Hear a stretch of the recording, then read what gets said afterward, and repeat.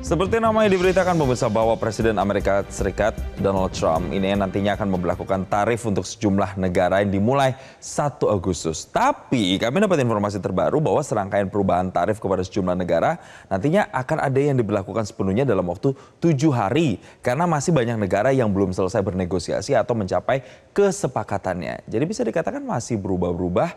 Ini kayaknya hanya Trump yang tahu terkait dengan kapan nantinya akan secara menyeluruh pengenaan tarif dari Amerika Serikat ini. Kita akan melihat pemirsa sampai dengan saat ini tanggal 1.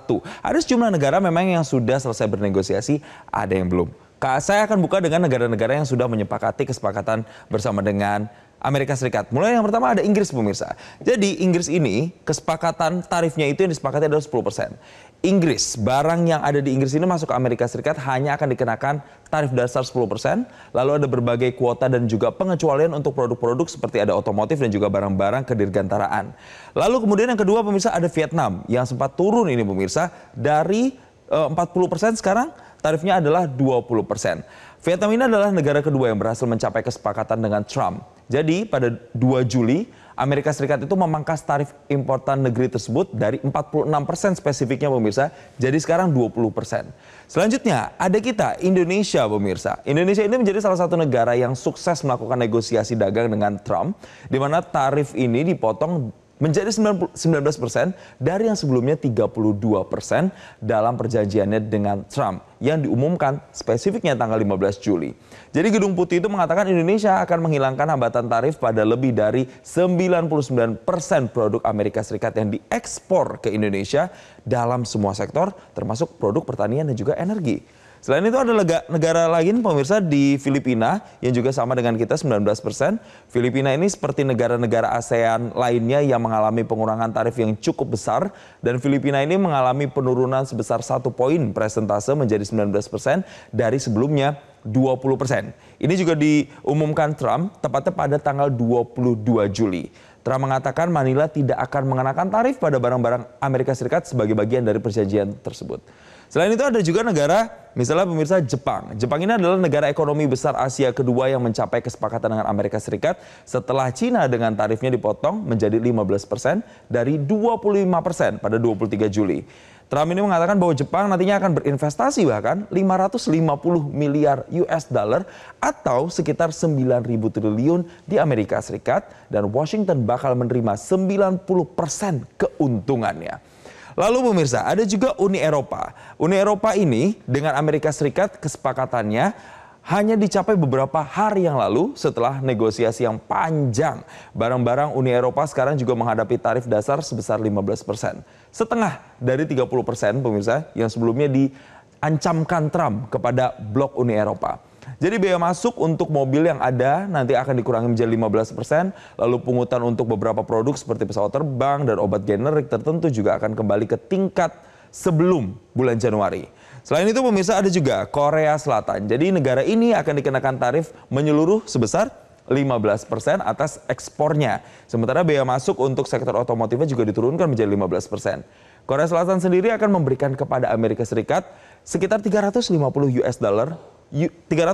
miliar US dollar pemirsa untuk investasi yang dimiliki dan juga dikendalikan oleh Amerika Serikat dan dipilih oleh Trump.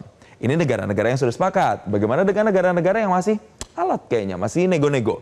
Kita lihat pemirsa, ada Cina. Jadi sampai dengan terakhir, informasi yang kami update, kedua belah pihak itu sepakat untuk bisa mengurangi tarif pada bulan Mei. Setelah pertemuan perdagangan pertama mereka di Jenewa, Swiss, dan pada saat itu disepakati berlangsung hingga 12 Agustus.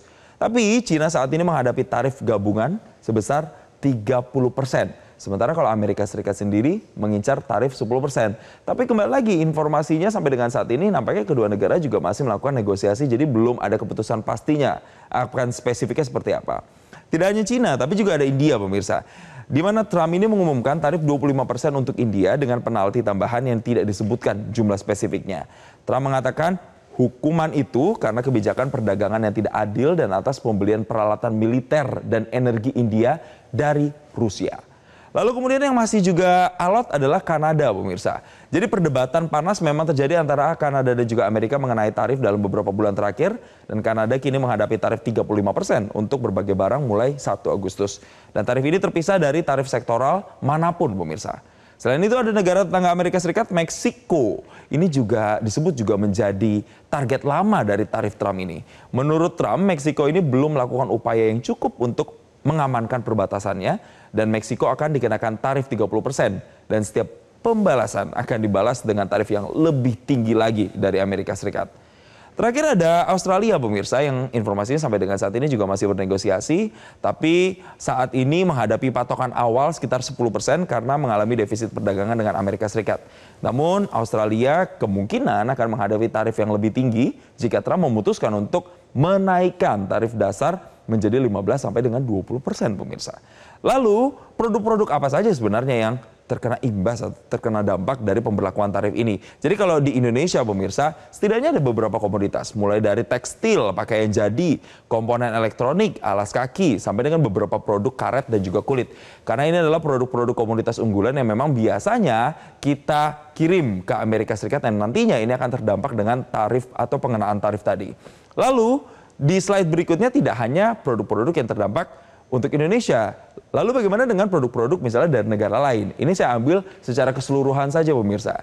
Jadi kalau ada puluhan negara yang kemudian menyepakati kesepakatan tarif, ada produk-produk seperti misalnya baja dan aluminium, panel surya, komponen-komponen kendaraan, itu juga nantinya akan dikenakan pengenaan tarif atau diberlakukan yang harusnya diberlakukan tanggal 1 ini. Tapi sekali lagi tadi kata saya di awal, mungkin ada yang dikenakan 7 hari kemudian.